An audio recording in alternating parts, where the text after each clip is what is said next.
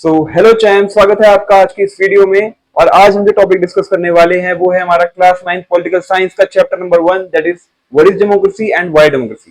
ठीक है, तो ये चैप्टर काफी ज्यादा इंपॉर्टेंट है और आप सबके मन में डाउट होगा कि यार ये डेमोक्रेसी होता क्या है ना, इसका क्या मीनिंग है। डेमोक्रेसी हम वर्ड सुनते रहते हैं कि भाई ये डेमोक्रेसी, वो हमारे पॉलिटिकल सिस्टम में यूज होता रहता है, हम टीवी न्यूज चैनल से सुनते रहते हैं डेमोक्रेसी। बट डेमोक्रेसी होता क्या है, हिंदी में बोले तो लोकतंत्र। लोकतंत्र क्या होता है, डेमोक्रेसी होता क्या है। आज के इस चैप्टर से हमें काफी हद तक क्लियर हो जाएगा कि डेमोक्रेसी क्या होता है, उसके मीनिंग भी और उसके क्या इम्प्लीकेशंस होते हैं फॉर अवर पॉलिटिकल सिस्टम्स। ठीक है, वो भी समझेंगे। तो चलिए स्टार्ट करते हैं। ठीक है, जहां पे हमने यही नोटिस किया है कि डेमोक्रेसी क्या होता है, उसके फीचर्स क्या क्या होते हैं, और ये चैप्टर जो है यही करेगा, आपका बिल्ड करेगा कि डेफिनेशन ऑफ डेमोक्रेसी क्या होता है। ठीक है, स्टेप बाय स्टेप हम इसका मीनिंग को समझेंगे। ठीक है, डेमोक्रेसी जो है most prevalent form of government है इन द वर्ल्ड। ठीक है, and it's expanding to more countries, यानी ये most relevant form of government है, प्रेवलेंट भी है, रेलेवेंट भी है। ठीक है, और ये एक्सपेंड कर रही है हर कंट्री में। ऐसा क्यों? ठीक है, ये समझते हैं। देखो, हम ऑलरेडी रीड कर चुके हैं डिफरेंट फॉर्म्स ऑफ गवर्नमेंट पहले चैप्टर में, जो कि हमारे इस सिलेबस का पार्ट नहीं है, लेकिन वो एक पहले चैप्टर था।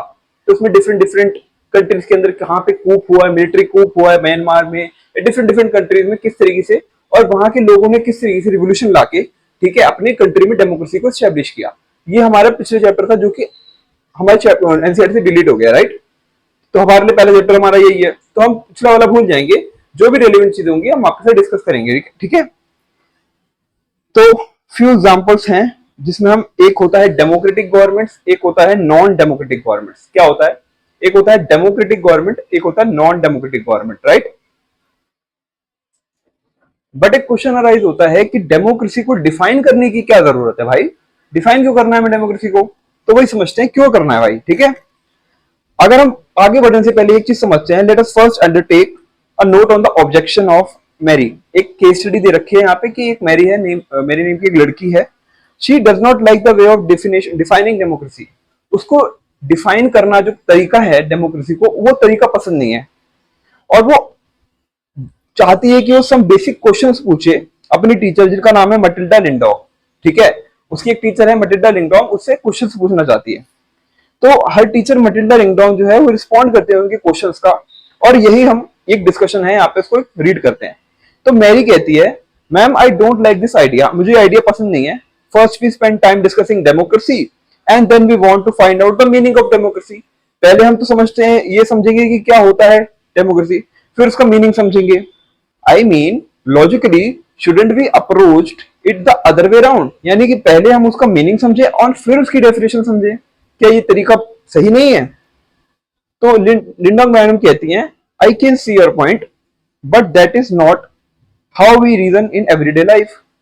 आपका पॉइंट मैं समझ गई, बट इस तरीके से हम अपनी एवरीडे लाइफ में काम नहीं करते।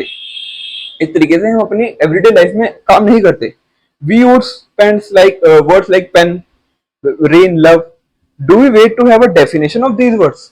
क्या हमें इसकी डेफिनेशन की जरूरत है उसको समझने के लिए? Come of think of it, do we have a clear definition of these words? क्या हमारे पास इसकी clear definition है भी? Only by using a word that we understand its meaning. तो ऐसा होता है कि it is only by using a word that we understand its meaning. अगर हम उसका word को use करते हैं तभी उसका हमें meaning समझ आता है। ठीक है, उसको word को use करने के बाद हमें उसका meaning समझ आता है। तो मैरी कहती है, but then why do we need definition at all? हम definition की requirement ही क्यों है? मान लो पेन है, पेपर है, हमें पता है इसका मीनिंग क्या है, तो हम इसकी डेफिनेशन रखने की क्या जरूरत है?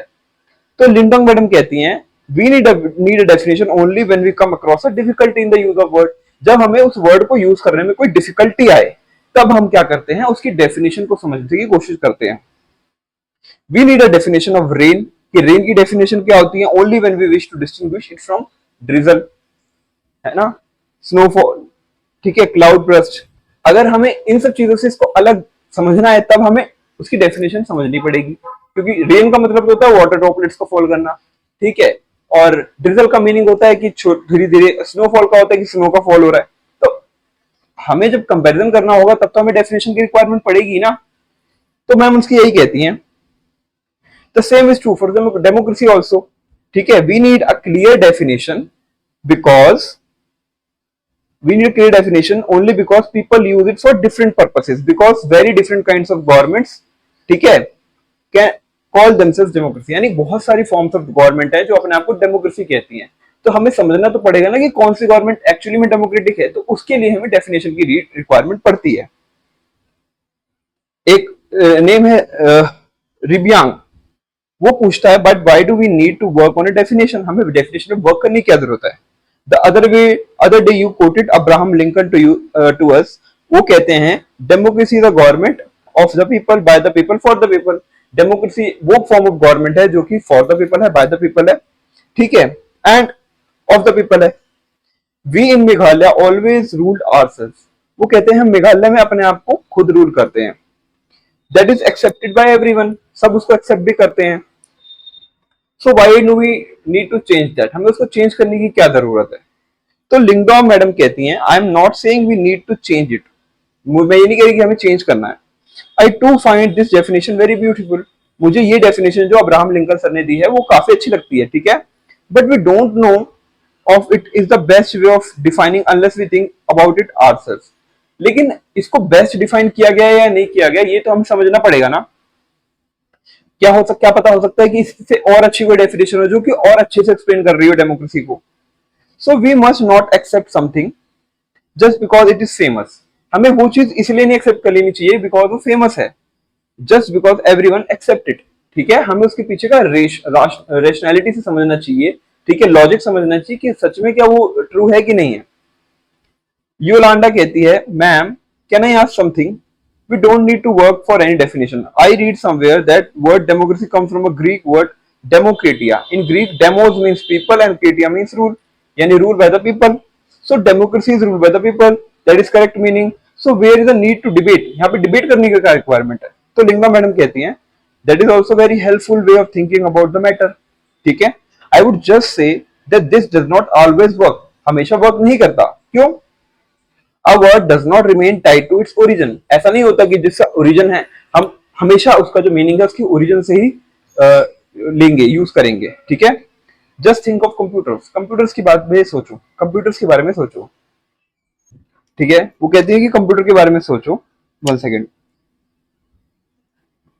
Originally they were used for computing, उनका ओरिजिन हुआ था for computing purposes, that is to say calculating purpose के लिए, वेरी डिफिकल्ट मैथमेटिकल सम्स को सॉल्व करने के लिए। These was very powerful calculators, but nowadays very few people use computer for calculator purpose. ठीक है?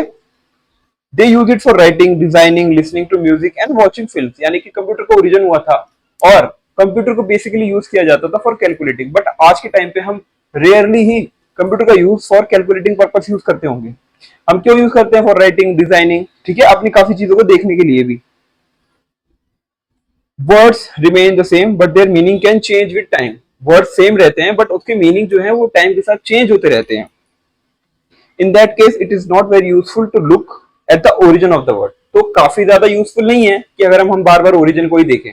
तो फिर मैरी ने कहा ma'am so basically what are you saying is that there is no shortcut to our thinking about the matter ourselves, we have to think about its meaning and evolve a definition, ठीक है। तो कहती है कि आपका मतलब ये है कि हमको डेफिनेशन को सिर्फ एक वर्ड से नहीं नापना चाहिए, हम उसके इवोल्यूशन कैसे हुआ उसका वर्ड का और उसका मीनिंग किस तरीके से इवॉल्व हो रहा है उसको भी समझना चाहिए। तो मैम कहते हैं yet you got me right and let us do it with now, मतलब विद इट नाउ, हम इसको स्टार्ट करते हैं। तो आई होप आपको पता चला हो कि क्यों हम डिफाइन करना चाहते हैं, क्योंकि इसका जो मीनिंग है डेफिनेशन का, डेमोक्रेसी का, वो टाइम के साथ इवॉल्व भी हो रहा है और डिफरेंट कंट्रीज अपने आप को डेमोक्रेसी कहती तो हैं, बट क्या वो डेमोक्रेटिक कंट्री है? हम देखते हैं, लेट सपोज हम चाइना की बात करते हैं, वो अपने आप को डेमोक्रेटिक कहती है, क्या वो डेमोक्रेटिक है? क्या वो पूरे डेमोक्रेटिक प्रोसेस को फॉलो करती है? नहीं करती। रशिया क्या डेमोक्रेटिक है? नहीं, रशिया भी डेमोक्रेटिक नहीं है। क्यों नहीं है रशिया डेमोक्रेटिक, चाइना डेमोक्रेटिक? क्योंकि उनका एक सिंगल लीडर जो है, सिंगल पार्टी है और उसी के लोग जो हैं चुने जाते हैं हर बार फॉर द पॉलिटिकल पावर, ठीक है। तो हम कह नहीं सकते कि ये सब क्या कहते हैं डेमोक्रेटिक है।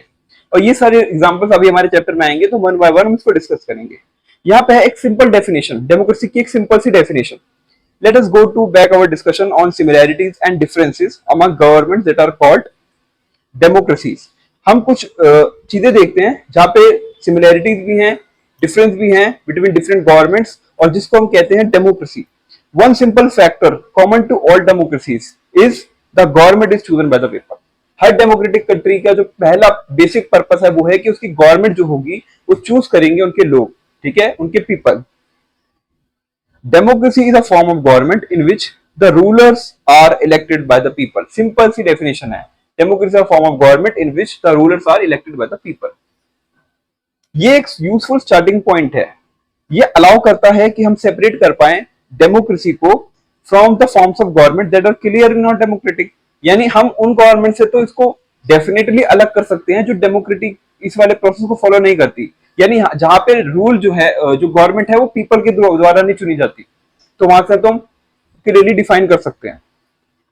जैसे कि म्यांमार के अंदर आर्मी का रूल था, तो वो इलेक्ट नहीं थे पीपल के बाद, पीपल से, तो हम कह सकते हैं कि वो डेमोक्रेटिक नहीं थी। Those who happen to be control of the army become the rulers of the country. यानी जिनके पास आर्मी में जो थे बड़े सीनियर लेवल पे, उन्होंने पावर को एक्वायर कर लिया, तो वो डेमोक्रेटिक नहीं है। People had no say in this decision. Dictators like Pinochet Chile में are not elected by the people. ये वाला पहले चैप्टर के अंदर था पॉइंट, जहां पे जो डिक्टेटर थे पिनोशे चिले के, ठीक है, चिले कंट्री हमारी साउथ अमेरिका के अंदर, ठीक है, चिले नाम है उस कंट्री का, ठीक है। तो वहां के जो क्या हुआ था एक बार कि वहां पे मिलिट्री डिक्टेटरशिप आ गई थी, जिसके अंदर मिलिट्री ने गवर्नमेंट के ऊपर कंट्रोल कर लिया और अपनी पावर को स्टैब्लिश कर लिया। तो हम नहीं कह सकते कि वो डेमोक्रेटिक है, क्योंकि उसको पीपल ने नहीं चुना है, लोगों ने नहीं चुना है। ये मोनार्कीज वाले सिस्टम में भी अप्लाई होता है, जहां पे किंग का रूल होता है, ठीक है। The king of Saudi Arabia rule not because the people have chosen them to do so, but because they happen to be born into the royal family. यानी अगर वो रॉयल फैमिली में born हुए हैं तो इसका मतलब है कि वो आगे राजा बनेंगे। इसको हेरिडिटरी रूल कहते हैं, हेरिडिटरी रूल। इसको हम ये नहीं कहेंगे कि ये डेमोक्रेटिक है, ये डेमोक्रेटिक नहीं है, ये मोनार्की है। तो दिस सिंपल डेफिनेशन से इज नॉट एडुकेट कि हम मान पाए कि ये डेमोक्रेसी क्या है। It remind that democracy is people's rule. कहते हैं कि डेमोक्रेसी क्या है, पीपल्स रूल है, यानी लोग रूल करते हैं। But if we use this definition in unthinking manner we would end up calling almost every government that holds an election in a democracy. बट एक चीज और समझनी चाहिए, अगर हम इस डेफिनेशन के साथ चलते हैं तो हम ये मानेंगे कि हर गवर्नमेंट में जहां पे लोग जो हैं उनको पीपल इलेक्ट कर रहे हैं वो डेमोक्रेटिक है। बट ऐसा है नहीं, ऐसा नहीं है। काफी कंट्रीज हैं जहां पे जो गवर्नमेंट है उसको पीपल इलेक्ट कर रही है, बट वो प्रोसेस जो है वो डेमोक्रेटिक नहीं है, वो डेमोक्रेटिक प्रोसेस को फॉलो नहीं कर रहे हैं, भले ही वो पीपल जो है गवर्नमेंट को चुन रहे हैं। तो इसको समझते हैं क्यों ऐसा है। तो कह सकते हैं कि ये बहुत ज्यादा मिसलीडिंग है, ठीक है। एवरी गवर्नमेंट कंटेम्प्रेरी वर्ल्ड में पहले के टाइम पे wants to be called a democracy, ठीक है। एवरी गवर्नमेंट जो है वो चाहती थी अपने आप को डेमोक्रेसी साबित करना, even if it is not so. That is why we need to carefully distinguish between the government that is a democracy and one that pretends to be. यानी उस गवर्नमेंट में और जो प्रिटेंड करती है उस गवर्नमेंट में हमें डिफरेंस क्रिएट करना आना चाहिए, तभी तो हम बोल पाएंगे कि क्या डेमोक्रेसी है और क्यों डेमोक्रेसी है, ठीक है। So we can do so by understanding each word in this definition carefully and spelling out the features of democratic government, ठीक है। अब हम पढ़ेंगे क्या होते हैं फीचर्स। जब हम फीचर्स पढ़ेंगे उसके बाद ही हमें मेजर जो है क्लियर होगा कि डेमोक्रेसी होती क्या है। Democracy is a form of government in which the rulers are elected by the people. ये तो हमने समझा पिछले वाले पॉइंट से। तो यहाँ पे रूलर्स कौन है? Which officials must be elected for any government to be called a democracy? Which decisions may be taken by the non-elected officials in a democracy? ये क्वेश्चंस पूछे गए कि रूलर कौन है, कौन से ऑफिशियल जो हैं वो इलेक्ट हो रहे हैं टू फॉर्म द गवर्नमेंट, ठीक है। What kind of election constitute a democratic election? यानी कौन से टाइप का इलेक्शन जो है कह सकते हैं कि वो डेमोक्रेटिक इलेक्शन है, ठीक है, वो भी समझना जरूरी है। What conditions must be fulfilled? कौन कौन सी ऐसी कंडीशंस है जिनको फुलफिल करना जरूरी है to be considered as an democratic election? कौन से ऐसे लोग हैं जो इलेक्ट कर रहे हैं रूलर्स को, जो इलेक्ट हो रहे हैं रूलर्स, कौन से ऐसे लोग हैं जिनको चुन रहे हैं, वो भी समझना जरूरी है। और फाइनली ये भी समझना जरूरी है कि what kind of form of government, what kind of a form of government it's democracy. कौन सी फॉर्म ऑफ गवर्नमेंट डेमोक्रेसी है? ठीक है, ये भी बहुत ज्यादा इंपॉर्टेंट क्वेश्चन है। ठीक है, तो ये सारे क्वेश्चंस को समझना पड़ेगा, तब हमें क्लियर डेफिनेशन समझ आएगी कि होती क्या है democracy. Can elected rulers do whatever they want? क्या इलेक्टेड रूलर्स हैं वो कुछ भी कर सकते हैं, अपनी मनमानी कर सकते हैं?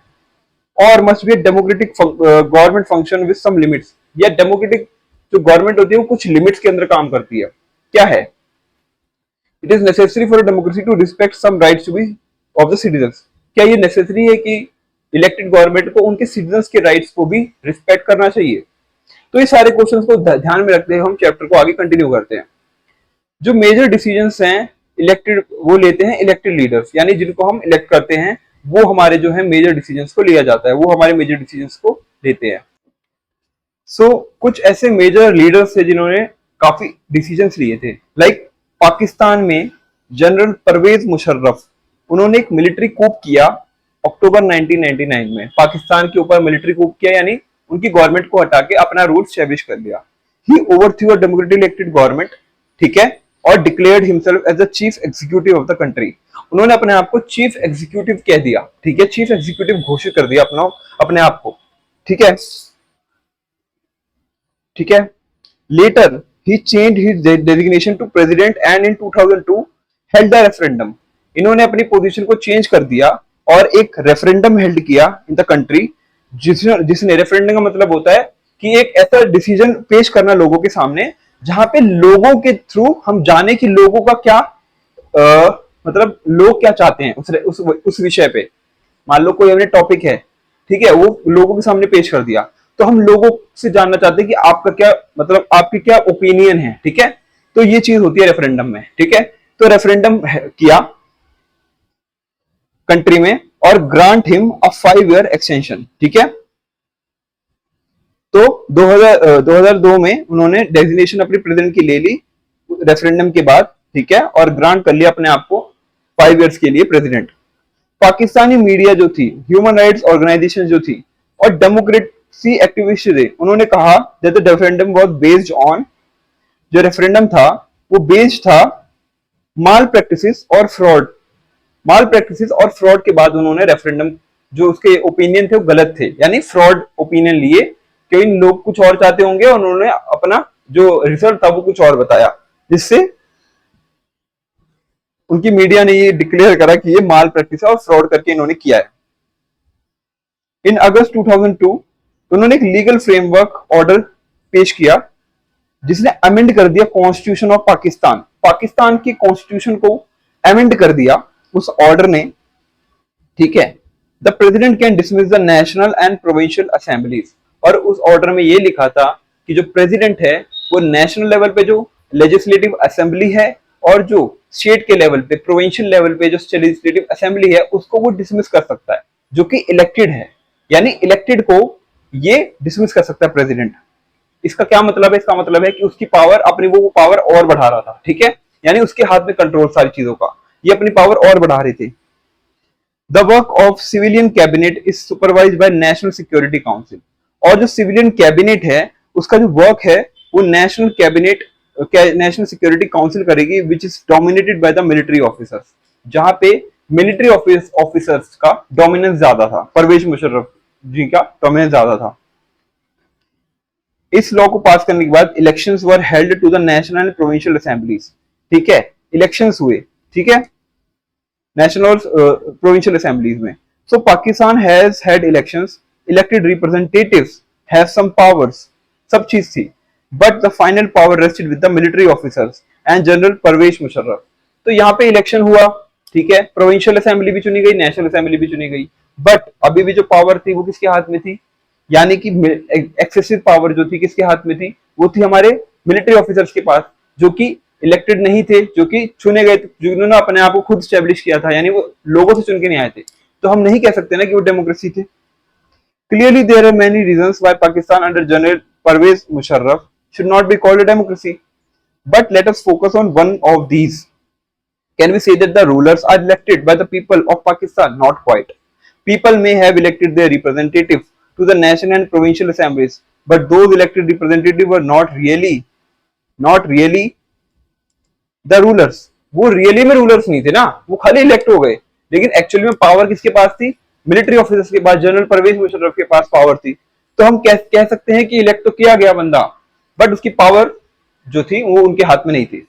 दे can not take the final decision, वो फाइनल डिसीजन नहीं ले सकते थे। The power to take final decision rest with the army officials and with general Pervez Musharraf and none of them were elected by the people. और कोई general Pervez Musharraf और उनके army वाले पीपल इलेक्टेड नहीं थे पीपल के द्वारा। This happens in many dictatorship, ये काफी डिक्टेटरशिप में ऐसा हुआ है, ठीक है, और मोनार्कीज में भी।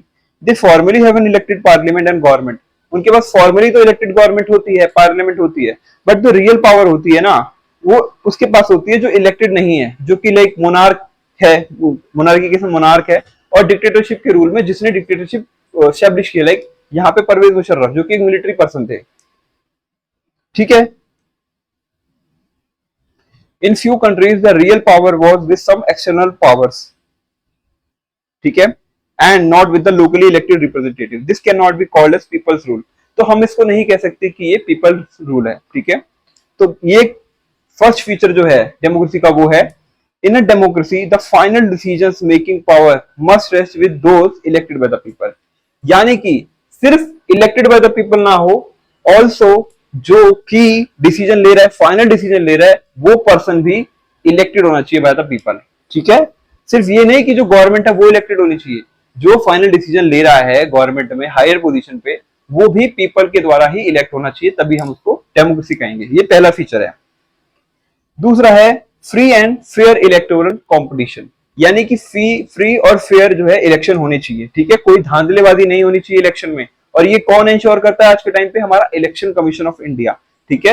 इलेक्शन कमीशन ऑफ इंडिया हमारी एक कॉन्स्टिट्यूशनल बॉडी है जो कि अंडर आर्टिकल, ठीक है, 324 ऑफ द कॉन्स्टिट्यूशन जो है स्टैब्लिश हुई है, जिसको प्रेसिडेंट साहब हमारे जो हैं वो हमारे अपॉइंट करते हैं। तो ये जो इंश्योर करती है कि free and fair electoral competition होना चाहिए, ठीक है, कोई धांधलेबाजी नहीं होनी चाहिए, ठीक है। 1 सेकेंड,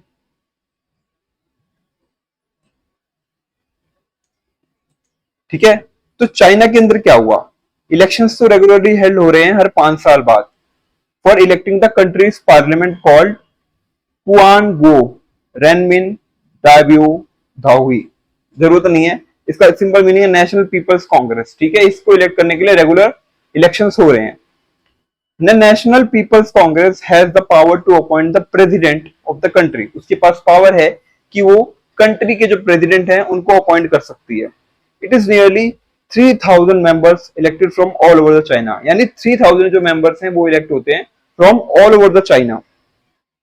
सब members are elected by the army, कुछ मेंबर जो हैं आर्मी के द्वारा भी इलेक्ट होते हैं। Before contesting elections a candidate needs the approval of Chinese communist Party. Okay, ये भी चीज है कि कंटेस्ट करने से पहले इलेक्शंस, जो पर्सन इलेक्शन कंटेस्ट कर रहा है उसको आर्मी की परमिशन लेनी पड़ेगी, ठीक है। कैंडिडेट को need approval of people communist party of China, Chinese communist party की अप्रूवल लेना पड़ेगा। Only those who are members of the Chinese communist party और 8 smaller parties allied to it were allowed to contest the election in 2003। इसका क्या meaning है कि उन्हीं लोगों को कंटेस्ट करने का मौका मिला जो कि people's communist party of China से बिलोंग करते थे या उनकी 8 सब ब्रांचेस से बिलोंग करते थे। यानी कि ये फ्री और फेयर इलेक्शन नहीं हुआ, ये बायस हुआ, क्योंकि इलेक्शन लड़ने का मौका ही नहीं दे रहे तुम उन लोगों को जो तुम्हारी पार्टी से नहीं है। तो तुम्हारे गलत डिसीजन पे अपोजिशन कौन लेगा, ठीक है, खड़ा कौन होगा? अगर कोई है ही नहीं तो इसको हम डेमोक्रेसी नहीं कह सकते। The government is always formed by the communist party, इसका क्या मीनिंग है? हमेशा जो गवर्नमेंट होगी वो कम्युनिस्ट पार्टी का ही कोई पर्सन बनेगा, किसी और पार्टी का पर्सन नहीं बनेगा। यहाँ पे क्या है? वन पार्टी रूल है, वन पार्टी रूल है, एक पार्टी ही रूल कर रही है। और इंडिपेंडेंस के बाद से इन 1930 मैक्सिको जो है होल्ड करे इलेक्शंस आफ्टर एवरी 6 ईयर, हर 6 साल बाद उसने मैक्सिको ने अपने इलेक्शंस को हेल्ड किया, ठीक है, ताकि वो अपने प्रेसिडेंट साहब को चुन पाए। The country has never been under a military और डिक्टेटर्स रूल, यानी जो कंट्री है वो कभी भी मिलिट्री और डिक्टेटर रूल के अंदर नहीं आई, यानी कि वो 6 सालों से इलेक्शन कंडक्ट कर रही है और किसी मिलिट्री कूप के अंदर भी नहीं आई है। बट 2000 तक every election was won by a, ठीक है, party called PRI, institutional revolutionary party. यानी अभी तक जितने भी इलेक्शंस थे वो एक ही पार्टी जीत रही थी, जिसका नाम था one second guys, party called PRI, institutional revolutionary party. ये एक पार्टी जो थी यही अभी तक सारे इलेक्शंस को जो है जीत रही थी। इसका क्या मीनिंग है, आपको इससे क्या समझ आ रहा है? ठीक है, यानी अपोजिशन पार्टी जो थी वो कंटेस्ट कर रही थी but never manage to win, कभी जीत नहीं पा रही थी। तो PRI was known to use many dirty tricks to win the election, यानी कि इंस्टीट्यूशनल रेवोल्यूशनरी पार्टी काफी डर्टी ट्रिक्स को यूज करती थी ताकि वो इलेक्शन जीते और सामने वाली जो पार्टी है वो इलेक्शन ना जीत पाए। All those were employed in the government offices had to attend its party meetings, और जो भी गवर्नमेंट में काम कर रहे हैं उनको उनकी पार्टी मीटिंग्स अटेंड करनी पड़ती थी, चाहे वो टीचर्स हैं स्कूल्स के। ठीक है, वो फोर्स करते थे पेरेंट्स को to vote for the PRI। Also जो टीचर्स थे, क्योंकि वो गवर्नमेंट ऑफिसर थे और वो पार्टी की मीटिंग अटेंड करते थे, तो उनके ऊपर प्रेशर होगा कि तुम आगे लोगों को बोलो कि हमारे लिए ही वोट करें। तो ये क्या है, डर्टी ट्रिक हो गई ना, कि आप गवर्नमेंट ऑफिसर से करवा रहे हो काम। तो टीचर जो अपने बच्चों, उनके पेरेंट्स को, बच्चों के पेरेंट्स को फोर्स करते थे कि आप इस पार्टी को वोट दो। मीडिया जो है लार्जली इग्नोर करती थी एक्टिविटीज ऑफ ओपोजिशन, यानी ओपोजिशन की क्या एक्टिविटीज है उसको तो इग्नोर कर दिया जाता था। ठीक है, और क्रिटिसाइज तो करती ही नहीं थी गवर्नमेंट, तो मीडिया कभी भी। Sometimes the polling booths were shifted from one place to another in the last minute, और कभी कभी तो आखिरी 1 मिनट या 2 मिनट रहता था, उस टाइम पे हम पोलिंग बूथ चेंज कर देते। पोलिंग बूथ का क्या मीनिंग है? पोलिंग बूथ वो जगह होती है जहां पे हम जाके इलेक्शन कंडक्ट होता है, इलेक्शन कंडक्ट होता है जहां पे लोग जाके वोट करते हैं। ठीक है, तो पोलिंग बूथ अगर एक जगह से दूसरी जगह चेंज कर दोगे तो लोगों को कंफ्यूजन हो जाएगी ना, उनको कैसे पता चलेगा कि ये चेंज हो गया है एंड मोमेंट पे। तो ये डिफिकल्ट होगा पीपल के लिए कि वो अपने वोट्स को कास्ट कर पाए। जो PRI है वो बहुत ज्यादा मनी स्पेंड करती थी कैंपेन्स में फॉर द कैंडिडेट, अपने कैंडिडेट्स को जिताने के लिए काफी ज्यादा कैंपेन में पैसा खर्च करती थी।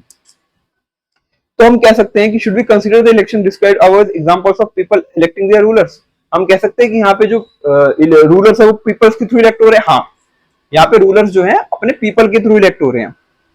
Reading these examples we get a sense that we can not. ठीक है देखो, यहाँ पे हो तो रहे हैं पीपल्स के थ्रू, बट रियली में हो रहे हैं नहीं, क्योंकि एक जना तो डर्टी पॉलिटिक्स को यूज कर रहा है जीतने के लिए, और एक जना जो है एक ही पार्टी के पर्संस को जिताना चाह रहा है, यानी एक ही पार्टी रूल करना चाह रही है। तो हम कह सकते हैं कि ये प्रॉपरली हम डेमोक्रेटिक गवर्नमेंट नहीं है। मैक्सिकन एग्जांपल में पीपल जो है really have a choice but in practice they had no choice. Practice में कोई चॉइस नहीं है बट उनके पास चॉइस है। प्रैक्टिस में क्यों नहीं है? क्योंकि लोग जो है डर्टी पॉलिटिक्स यूज करके जो गवर्नमेंट है वो हमेशा अपने आप कैंडिडेट को ही जिता देती है। There was no way of ruling party could be defeated, यानी कोई तरीका ही नहीं है कि जो रूलिंग पार्टी वो डिफीट हो पाए, क्योंकि उनको मौका ही नहीं मिलता दूसरी ऑपोजिट पार्टी को कि वो जीते। Even if people were against it, अगर लोग उसके अगेंस्ट भी हैं, they are not, these are not fair election. तो ये फेयर इलेक्शन नहीं है। So we can just add a second feature to our understanding of democracy.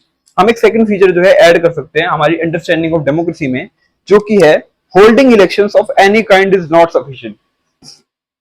सिर्फ इलेक्शंस को होल्ड कराना डेमोक्रेसी नहीं है। Election must be offer a real choice between political alternatives. Also जो इलेक्शन हो रहा है वो पॉलिटिकल अल्टरनेटिव्स दे लोगों को कि हाँ भैया आपके पास भी मौका है, आपके पास भी मौका है जीतने का, तब तो कह पाएंगे कि हम ये फ्री और फेयर इलेक्शन है। And it should be possible for people to use this choice to remove the existing rulers. Also लोगों के पास ये भी मौका होना चाहिए कि वो एग्जिस्टिंग रूलर्स को रिमूव कर पाए उसकी पोस्ट से, अगर वो सही काम नहीं कर रहा तो। सो डेमोक्रेसी की दूसरी फीचर क्या है? Democracy must be based on free and fair election.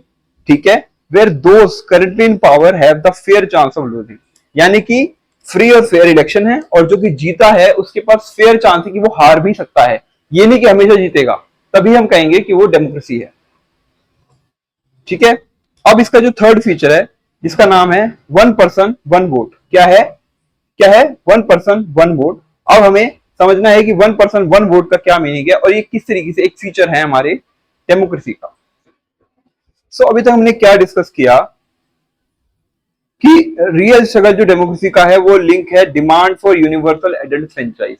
पिछले चैप्टर में, जो कि चैप्टर में डिलीट हो गया, उस चैप्टर में क्या है कि लोग लड़ते हैं यूनिवर्सल एडल्ट फ्रेंचाइज के लिए, यानी कि सबको अधिकार हो वोट करने का।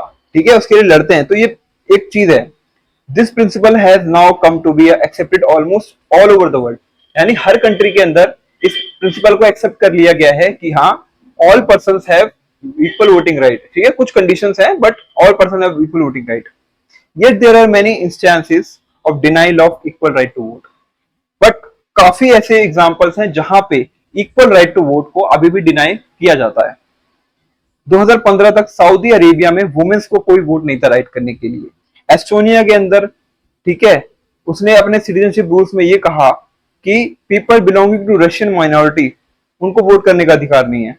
फिजी के अंदर इलेक्टोरल सिस्टम ऐसा है कि वहां पे वोट करने के लिए इंडिजिनियस फिजी को ज्यादा वैल्यू दी गई है as as compare to Indian Fiji.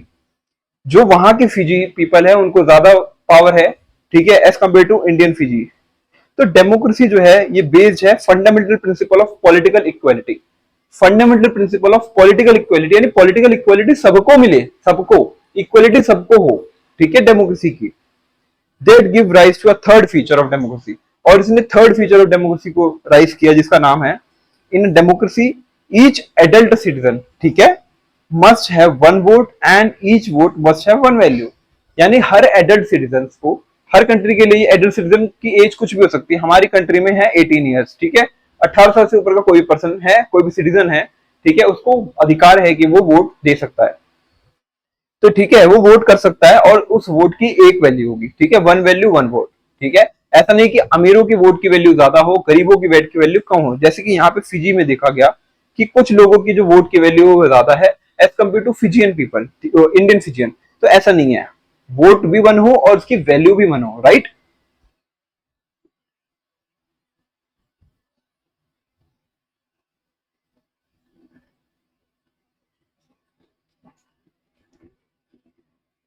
अब है rule of law and respect for rights. क्या है rule of law and respect for rights? देखो, जिम्बाब्वे में इंडिपेंडेंस अटेन करी व्हाइट माइनॉरिटी से 1980s में, या व्हाइट माइनॉरिटी से लाइक ब्रिटिशर्स से इंडिपेंडेंस अटेन करी। उसके बाद से जो कंट्री है वो रूल कर रही है बाय जानु पीएफ, एक पार्टी जो कि फ्रीडम स्ट्रगल में इन्वॉल्व थी, वो पार्टी फॉर्म हुई और वो रूल कर रही है। उसके जो लीडर हैं रॉबर्ट मुगाबे, क्या नाम है उनका, रॉबर्ट मुगाबे जी, वो रूल कर रहे हैं कंट्री को इंडिपेंडेंस के बाद से ही। इलेक्शंस जो होते हैं रेगुलरली हेल्ड होते हैं और ऑलवेज जो है जानू जो पीएफ है वही पार्टी जीतती है, ठीक है। President Mugabe was popular but also uses unfair practices in elections, यानी कि वो अनफेयर प्रैक्टिसेस का इस्तेमाल करते थे इलेक्शंस को जीतने के लिए, ठीक है। तो प्रेसिडेंट मुगाबे जो है पॉपुलर है और वो अनफेयर प्रैक्टिस का यूज करते हैं। ओवर द इयर्स क्या हुआ, उनकी गवर्नमेंट जो है चेंज कर दिया कॉन्स्टिट्यूशन को सेवरल टाइम्स। उनकी गवर्नमेंट ने कॉन्स्टिट्यूशन को काफी बारी चेंज किया ताकि वो इंक्रीज कर पाए प्रेसिडेंट की पावर यानी मुगाबे जी की पावर, और मेक हिम लेस अकाउंटेबल, और अकाउंटेबल लेस हो यानी अपनी जवाबदेही यानी जवाबदारी जो है लोगों के प्रति वो कम करे, यानी वो उनको देनी ना पड़े, ऐसा ऐसा रूल लाते हैं। ओपोजिशन पार्टी के जो वर्कर्स हैं उनको हरास किया जाता है, परेशान किया जाता है, उनकी मीटिंग्स को डिसरप्ट किया जाता है। पब्लिक प्रोटेस्ट एंड डेमोन्स्ट्रेशन को गवर्नमेंट जो है इलीगल डिक्लेयर कर रखा है, यानी पब्लिक प्रोटेस्ट तो कर ही नहीं सकते आप, अगर कोई गलत काम हुआ है उसके खिलाफ आवाज उठा ही नहीं सकते। There was a law that limited the right to criticise the president, और से एक लॉ है कि आप प्रेसिडेंट को क्रिटिसाइज नहीं कर सकते, ऐसा लॉ है। टेलीविजन और रेडियो जो है वो भी गवर्नमेंट ही कंट्रोल करती है, और gave only ruling party version, और सिर्फ रूलिंग पार्टी जो है मुगाबे जी की जो गवर्नमेंट है उसको ही प्रमोट करती है। देवर इंडिपेंडेंट न्यूज़पेपर्स, वो इंडिपेंडेंट न्यूज़पेपर्स हैं, बट जो गवर्नमेंट है वो हरास करती है जर्नलिस्ट को जो उनके अगेंस्ट जाते हैं, ठीक है। The government ignored some of the court judgements also that were against it and pressurised जजेस, he was forced out of office in 2017, और उसके बाद वो आउट ऑफ ऑफिस आ गए 2017 में। जो एग्जाम्पल है जिम्बाब्वे का वो शो करता है that popular approval of the rulers is necessary in a democracy, ठीक है। रूलर्स का जो पॉपुलर अप्रूवल है यानी लोगों का जो अप्रूवल है वो नेसेसरी है डेमोक्रेसी के लिए, but it is not sufficient, वो सफिशिएंट नहीं है। क्यों? Popular governments can be undemocratic also, popular government जो बहुत ज्यादा फेमस है वो अनडेमोक्रेटिक भी हो सकती है और ऑटोक्रेटिक भी हो सकती है। If we wish to access a democracy it is important to look at the elections, ठीक है, हमें इलेक्शंस देखने की जरूरत है। But it is equally important to look before and after the elections. हमें इलेक्शंस के पहले और आफ्टर भी देखने की जरूरत है। There should be sufficient room for normal political activity. ठीक है, एक नॉर्मल रूम होना चाहिए पॉलिटिकल एक्टिविटी को कंडक्ट करने के लिए, इंक्लूडिंग पॉलिटिकल ऑपोजिशन के पास भी पावर होनी चाहिए in the periodic before elections. This require that state should respect some of the basic rights of citizens. यानी स्टेट को जो लोगों के बेसिक राइट्स हैं उनको समझना चाहिए। They should be free of to think, have opinion, express करने में हेल्प हो पब्लिक को, और एसोसिएशंस को प्रोटेस्ट कर पाए, पॉलिटिकल एक्शंस ले पाए। Everyone should be equal in the eyes of law. सब लोग जो है इक्वल हों in the eyes of law. These rights must be protected by an independent judiciary also। यानी जुडिशरी का जो रोल है वो भी बहुत ज्यादा इंपॉर्टेंट हो। जुडिशरी जो है कंट्रोल करे पावर्स, अगर पावर एक्सीड जा रही है तो, ठीक है, अनलिमिटेड पावर आ रही है तो। Okay, similarly there are some conditions that apply the way of a government is run after the elections. कुछ तरीके हैं कि जिससे गवर्नमेंट जो है रन होनी चाहिए आफ्टर द इलेक्शंस। एक डेमोक्रेटिक गवर्नमेंट जो है can not do what ever it likes. यानी मैं कुछ चाहता हूं, एक लीडर हमारा कुछ चाहता है और वो लोग कुछ भी चाहता है और वो कुछ भी अपनी मर्जी से कर रहा है, तो इसको हम डेमोक्रेसी नहीं कह सकते। Simply because he was in election. सिर्फ इसलिए कि मैं इलेक्शन जीता हूं, अगर मैं इलेक्शन जीता हूं मैं कुछ भी करूंगा, ऐसा कुछ नहीं है। इलेक्शन जीते हो तो भी आप अकाउंटेबल हो कि आप अपनी पावर से हट सकते हो। एक फीचर हमने डेमोक्रेसी का पढ़ा। In particular it has to respect, उसको रिस्पेक्ट करना जरूरी है। Every major decision has to go through a series of consultations. Consultations के साथ, डिबेट्स के साथ, डिस्कशन के साथ हर जो है टॉपिक आगे जाना चाहिए, हर जो रूल वो क्या कहते हैं डिसीजन है वो आगे जाना चाहिए। Every officer bearer has certain rights and responsibilities assigned by the constitution. उसको कॉन्स्टिट्यूशन ने असाइन करी है वो रूल्स एंड रिस्पांसिबिलिटीज। ठीक है, each of these is accountable not only to the people. सिर्फ लोगों के लिए अकाउंटेबल नहीं है, ठीक है, but also to the other independent officials. दूसरे अदर इंडिपेंडेंट ऑफिशियल्स के लिए भी वो अकाउंटेबल है। So both these aspects gave us the fourth and the final feature of democracy। ये हमारा फोर्थ और फाइनल फीचर है जो डेमोक्रेसी का, वो है a democratic government rules within the limits set by the constitutional law and citizens right। यानी कि एक डेमोक्रेटिक गवर्नमेंट जो है उसका जो रूल है वो लिमिट्स में होना चाहिए। ठीक है, उनका जो काम करने का तरीका है वो अनलिमिटेड गवर्नमेंट ना हो, लिमिटेड गवर्नमेंट हो बाय द कॉन्स्टिट्यूशन। ठीक है, और सिटीजंस के राइट भी हो उसमें। ठीक है, ये हमारा फाइनल फीचर है। तो अगर हम बात करें समरी की, डेफिनेशन की बात करें, तो democracy is a form of government in which the rulers are elected by the people. Rulers जो है इलेक्टेड हो रहे हैं पीपल के थ्रू, और हमने ये पढ़ा, और उसके बाद रूलर्स जो है इलेक्ट होने चाहिए, people take all the major decisions. ठीक है, elections offer a free and fair opportunity to the people to change the current rulers. ये भी एक फीचर है। This choice and opportunity is available to all the peoples. हर person के पास होनी चाहिए, ऐसा नहीं कि किसी के पास है किसी के पास नहीं है। पॉलिटिकल अपॉर्चुनिटी हर किसी के पास होनी चाहिए on an equal basis. Also the exercise of this choice leads to the government limited by the basic rules of the constitution and citizens right. और जो गवर्नमेंट है वो लिमिटेड होनी चाहिए बाय द कॉन्स्टिट्यूशन। लिमिटेड होनी चाहिए constitution का क्या मीनिंग है, यानी कॉन्स्टिट्यूशन जो है उसके अंदर डेफिनेशन होनी चाहिए कि गवर्नमेंट किस हद तक जा सकती है, उसकी लिमिट्स क्या है, अनलिमिटेड नहीं होना है, और सिटीजंस को राइट भी प्रोवाइड करने हैं। हमने पढ़ लिया व्हाट इज डेमोक्रेसी। ठीक है, ठीक है, अब पढ़ेंगे हम व्हाई डेमोक्रेसी, डेमोक्रेसी की रिक्वायरमेंट क्यों है। ठीक है, सो ये एक डिस्कशन है। ठीक है, डिबेटिंग मेरिट्स ऑफ डेमोक्रेसी। यहाँ पे ये लोग मेरिट्स ऑफ डेमोक्रेसी को डिबेट कर रहे हैं कि क्या मेरिट्स होने चाहिए। ठीक है, डेमोक्रेसी के। ठीक है, तो एक बार आप इसको पॉज करके एक बार इसको आप रीड करना। इसका कंक्लूजन ये है कि मैडम लिंडा जो है लिसन कर रही थी to the discussion with interest. Now she stepped in. ठीक है, उन्होंने एंटर किया, उन्होंने कहा I was delighted to see that you all are going so passionately. यानी आप पैशनेटली, ठीक है, कि आप बहुत अच्छे से पैशनेटली डिस्कस कर रहे हैं। ठीक है, आर्ग्यू कर रहे हैं एक दूसरे का पॉइंट को। I don't know who is right and who is wrong. मुझे नहीं पता कौन सही है और कौन गलत है। That is for you to settle. ये चीज आप तय करो। But I did feel that you wanted to speak your mind. आप अपने माइंड में जो है चीज बोलना चाह रहे हो और बोल रहे हो। You may have felt very bad if someone tried to stop you or if someone punished you for saying that what you have felt। ठीक है, और अगर आपको बहुत बुरा लगेगा अगर आपको मैं रोक दूं या कोई और रोक दे या आपकी इंसल्ट कर दे आप जो बोल रहे हो। Would you be able to do that in a country that is not democratic? क्या आप ऐसी चीजें किसी कंट्री में कर सकते हो जो कि डेमोक्रेटिक नहीं है? क्या वो आपको नहीं रोकेगी? अगर कोई कंट्री डेमोक्रेटिक नहीं है तो आपको जरूर रोकेगी कि आप उसके खिलाफ कुछ ना बोलो, ठीक है, उसके खिलाफ गलत ना बोलो, ठीक है, उसके फेवर में बोलो लेकिन अगेंस्ट में ना बोलो। Is it good good argument for democracy, क्या एक आर्ग्यूमेंट गुड है? तो एक देखते हैं कि argument against democracy, leaders keep changing in a democracy, यानी हम कुछ पॉइंट्स को डिस्कस करते हैं जो कि अगेंस्ट है डेमोक्रेसी की, डेमोक्रेसी के कुछ डिमेरिट्स हैं, कह सकते हैं डिमेरिट्स हैं कुछ। यहाँ पे लीडर्स जो है कीप चेंज होते रहते हैं, दिस लीड्स टू इंस्टेबिलिटी, इससे इंस्टेबिलिटी रहती, स्टेबिलिटी नहीं रहती, आज कोई लीडर है कल कोई और लीडर है, ठीक है, तो क्या है, इंस्टेबिलिटी नहीं है। Democracy is all about political competition, democracy क्या है, ऑल अबाउट पॉलिटिकल कॉम्पिटिशन, कि किसको पावर मिलेगी, ठीक है, किसको पावर प्ले करने का मौका मिलेगा, यहाँ पे कोई मॉरलिटी का स्कोप नहीं है।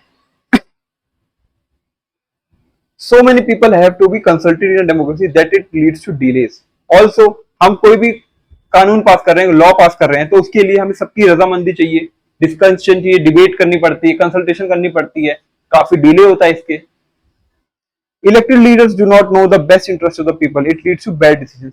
कभी कभी जो इलेक्टेड लीडर्स होते हैं वो बेस्ट इंटरेस्ट में काम नहीं करते लोगों के, उनको नहीं पता होता कि क्या सही है और क्या गलत है।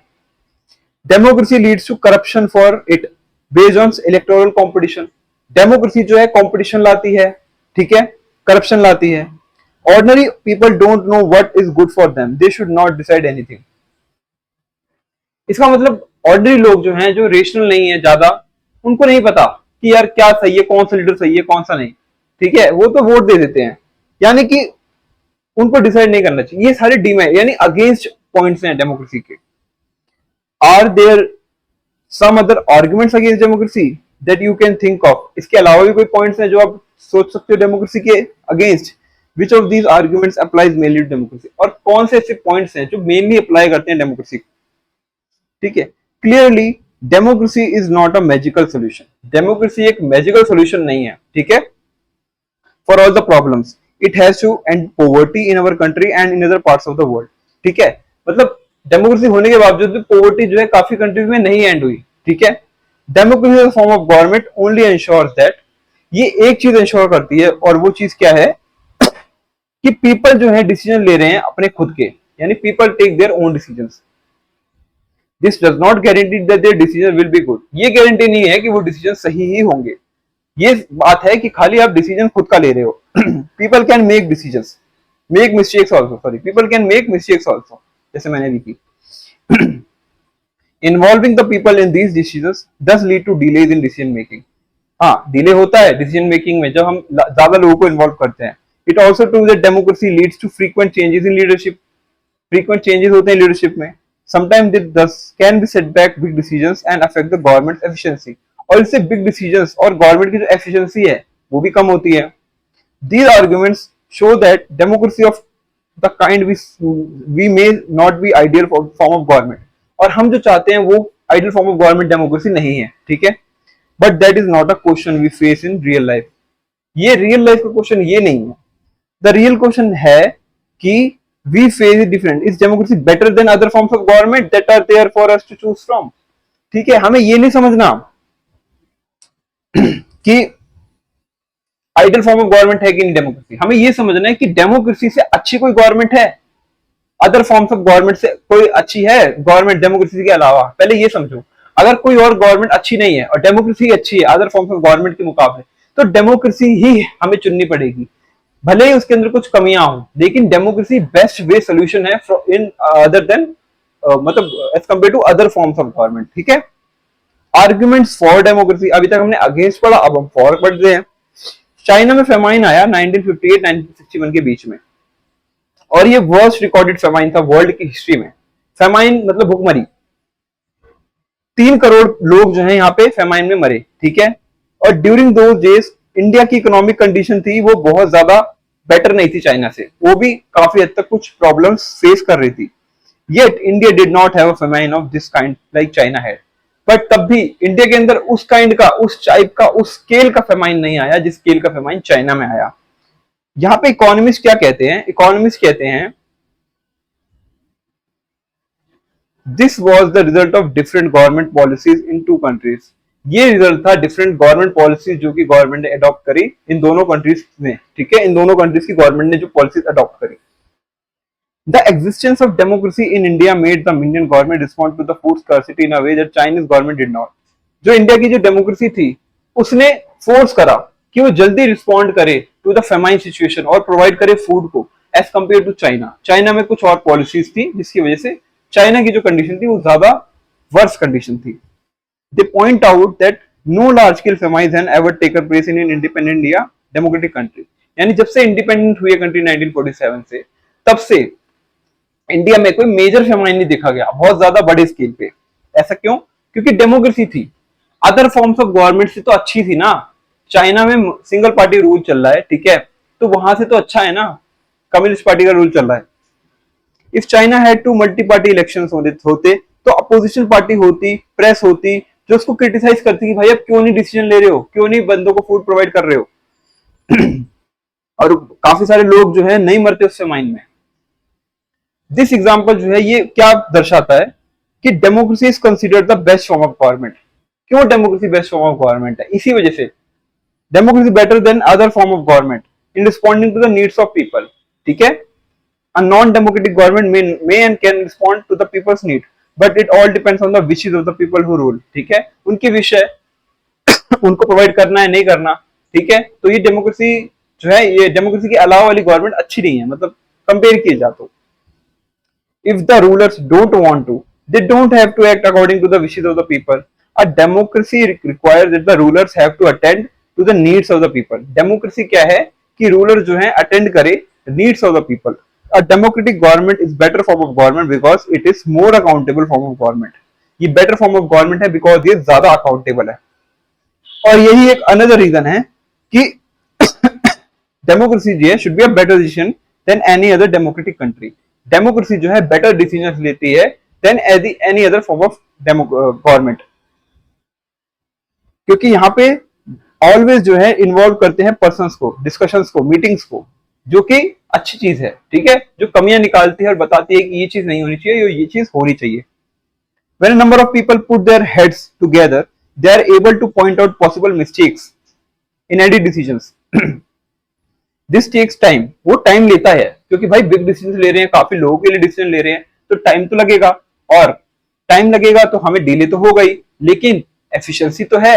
मतलब वो जो चीज हम डिसीजन ले रहे हैं वो बेटर है ज्यादा लोगों के लिए. ठीक है, ना कि हेस्टली डिसीजन लेके हम लोगों के साथ बुरा करें.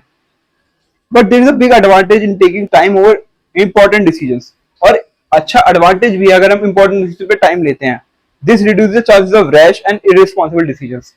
irresponsible decision लेने से हमें हेल्प करता है कि हम वो ना लें. Thus, डेमोक्रेसी जो है इंप्रूव करता है क्वालिटी ऑफ डिसीजन मेकिंग. ठीक है, क्वांटिटी पे फोकस नहीं करना, हमें क्वालिटी पे भी करना है. तो डेमोक्रेसी जो है हेल्प करती है इन टेकिंग क्वालिटी डिसीजन. ठीक है, क्वालिटी डिसीजन लेने में हेल्प करती है.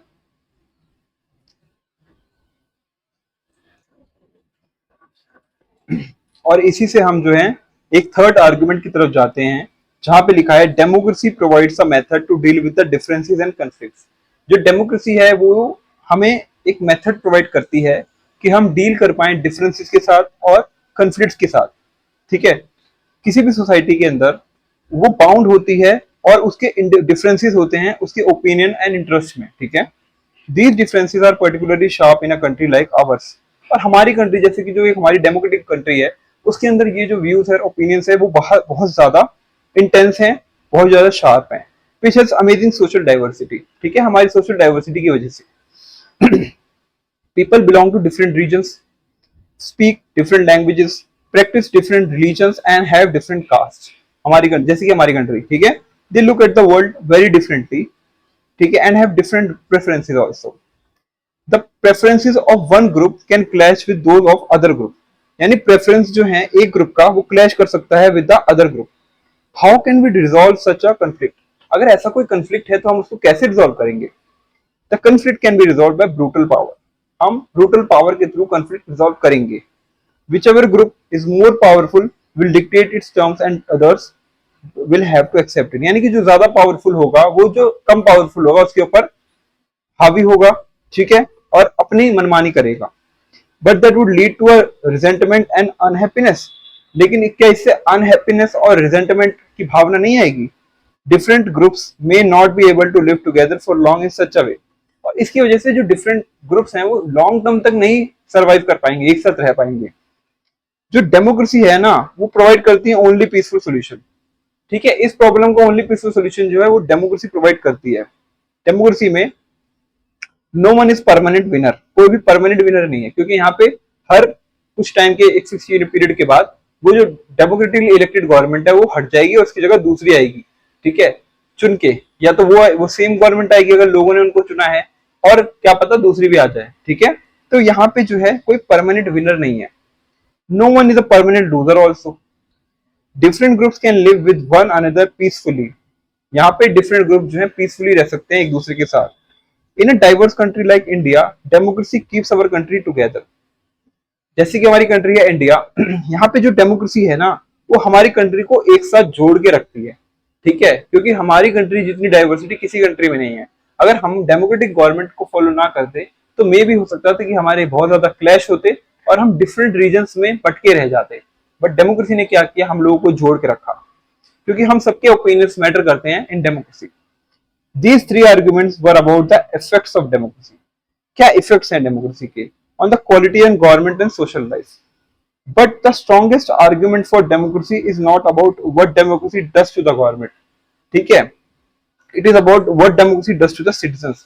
यानी डेमोक्रेसी सिटीजंस के लिए क्या करती है, ये ज्यादा इंपॉर्टेंट क्वेश्चन है, ना कि गवर्नमेंट के लिए। Even if democracy does not bring about better decisions and accountable government, अगर बेटर डिसीजंस और अकाउंटेबल गवर्नमेंट नहीं लाती, it is still better than other forms of government.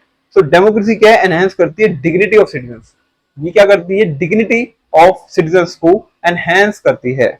As we discuss above, the democracy is based on the principle of political equality, on recognizing that the poorest and the least educated has the same status as the rich and the educated। यानी उसके पास भी जो है जो status है वो same है as rich, poor के पास भी एज रिच के पास जो स्टेटस है। ठीक है, people are not subjects of a ruler. People जो है किसी रूलर के सब्जेक्ट्स नहीं है। ठीक है, लोगों के सब्जेक्ट नहीं है। ठीक है, मतलब लोग किसी रूलर के सब्जेक्ट नहीं है। दे आर रूलर्स देमसेल्व्स, वो खुद रूलर है क्योंकि उन्होंने खुद गवर्नमेंट को चुना है।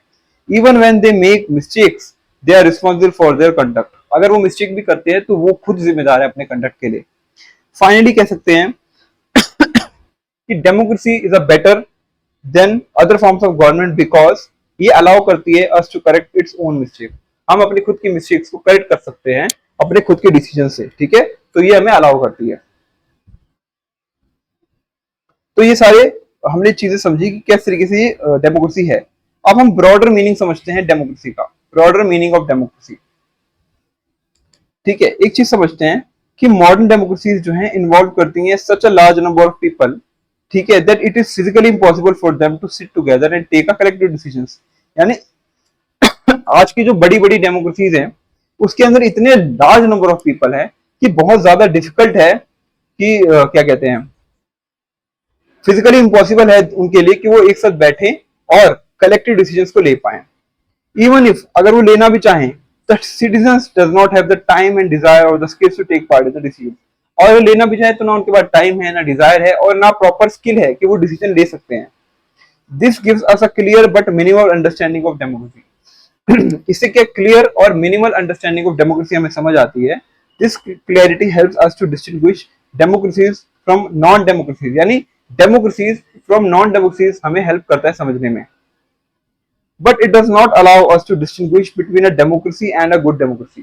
बट ये हमें इस चीज में हेल्प नहीं करती कि हम समझ पाए कि कौन सी डेमोक्रेसी अच्छी है, कौन सी डेमोक्रेसी खराब है।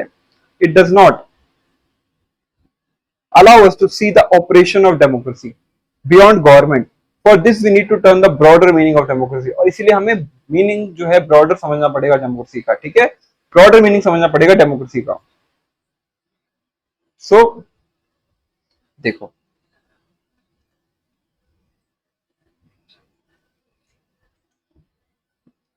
sometimes we use democracy for organizations other than the government। कभी कभी हम डेमोक्रेसी को ऑर्गेनाइजेशंस के पर्सपेक्ट में यूज करते हैं other than the government. Just read the statement, we are very democratic finally, whenever decision has to be taken we will sit down, arrive at a consensus, my opinion matters as much as my father's। I don't like teachers who do not allow students to speak and ask questions in the class. I would like to have teachers with democratic temperament. One leader and his family members decide everything in the party. How can they talk of democracy? तो ये कुछ discussions दी गई हैं, ठीक है? क्या कहना चाहता है? This way of using a word democracy go back to its basic sense of method of taking decisions. A democratic decisions involves consultation with and consent of all those who are affected by the decisions. Those who are not powerful have the same say in the taking a decision. यानी जो affect हो रहे हैं decision से उनके पास proper से होना चाहिए कि वो अपनी बात रख पाए. ऐसा नहीं है कि अगर वो डिसीजन प्रोसेस में इन्वॉल्व नहीं है तो उनका कोई हक नहीं है बोलने का, वो भी बोल सकते हैं, ठीक है. This apply to a government or a family or any other organization. Thus, democracy is also a principle that can be applied to any sphere of life. किसी भी sphere of life में democracy as a principle को हम apply कर सकते हैं. और कभी कभी हम जो यूज करते हैं वर्ड डेमोक्रेसी, वो डिस्क्राइब नहीं करता एग्जिस्टिंग गवर्नमेंट को, but to set up an ideal standard that all democracies must aim to become. ठीक है. True democracy will come to this country only when no one goes hungry to bed. क्या है? जब हर कोई मतलब हर किसी को खाना मिलेगा, कोई भी भूखा नहीं रहेगा, तभी ट्रू डेमोक्रेसी आएगी. ठीक है. एक डेमोक्रेसी में हर सिटीजन के पास play equal role decision making. हर पर्सन जो है इक्वल रोल प्ले करे while decision making. For this you don't need just an equal right to vote. Every citizen needs to have an equal information, basic education, equal resources and lot of commitment. तो ये सब सारी चीजें कह सकते हैं कि डेमोक्रेसी में हेल्प करेंगी डेफिनेटली, बट हम ये नहीं कह सकते कि हम सारी चीजें करेंगे उसके बाद ही वो डेमोक्रेसी है ना. देखो, हर चीज अचीव करने में टाइम लगता है, ठीक है. हम डेवलपिंग है, हमें डेवलप होने में टाइम लगेगा.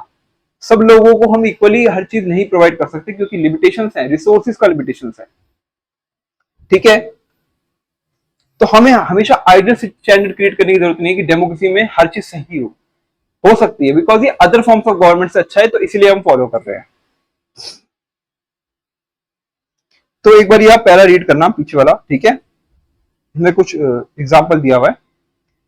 तो हम ये चीज समझ गए काफी हद तक कि जो डेमोक्रेसी है उसका क्या मीनिंग है, अदर फॉर्म्स ऑफ गवर्नमेंट से क्यों अच्छी है, उसका ब्रॉडर क्या मीनिंग है. ब्रॉडर मीनिंग भी समझना जरूरी है.